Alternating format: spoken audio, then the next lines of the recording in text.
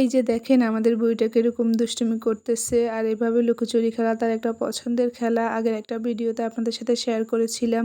আজকে তো আমাদেরকে পেয়ে আরও বেশি খুশি, সবচাইতে খুশি বোনদেরকে পেয়ে।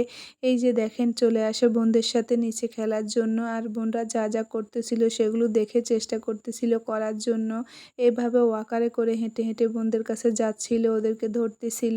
আর একটা মজার বিষয় কি জানেন, সে ওই দিন একটুও ঘুমায় নাই। এভাবে আমরা যতক্ষণ ছিলাম বোনদের সাথে খেলতেছিল, মাশাআল্লাহ একটুও কান্না করে নাই ঘুমের জন্য। পরে এই তো দুপুরে খাওয়ার সময় হয়ে যায়, আর এখানে কিন্তু আগেই আমি আমার মেয়েদেরকে খাইয়ে দিই। পরে এই তো এখানে আমি খেতে বসে যাই। অনেক কিছুই রান্না করেছিল, গরুর মাংস, মুরগির মাংস, মাছ ভাজা, পোলাও, সবজি, ভেন্ডি ভাজি।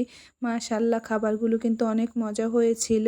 আর ওই দিন নোয়াখালীর বেশ কিছু জায়গায় কারেন্ট ছিল না, তাই আমি আমার বোনকে বলি যে আমরা ভিতরে ডাইনিং টেবিলে বসবো না, এই রুমটাতে বসে যাই খাওয়ার জন্য, কারণ জানালা দিয়ে অনেক বাতাস আসছিল এই জন্য।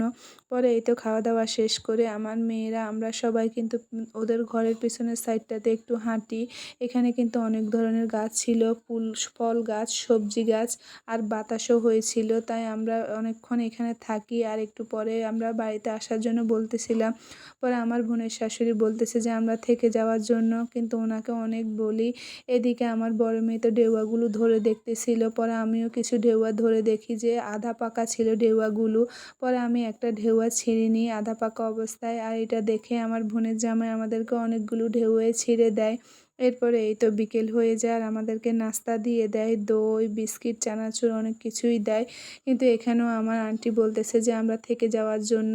ওনাকে অনেক বলি যে আম্মুর জ্বর উঠেছে, আমরা থাকবো না। একটা জিনিস দেখবেন, কোথাও আপনি আপনার পছন্দ মতো যান, কিন্তু আসার সময় ওনাদের পছন্দ ছাড়া আসা যায় না। তারপরে এই তো ওনাকে অনেক বুঝিয়ে কিছুক্ষণ পরে কিন্তু আমরা আমাদের বাড়িতে চলে আসি। আর আসার সময় তো পাতিয়ার কথা বেশ মনে পড়তেছিল। আপনারা যে যেখান থেকে আমাদের ভিডিওগুলো দেখতেছেন, ভালো লাগলে কিন্তু লাইক, কমেন্ট, শেয়ার দিবেন। সবাই ভালো থাকবেন।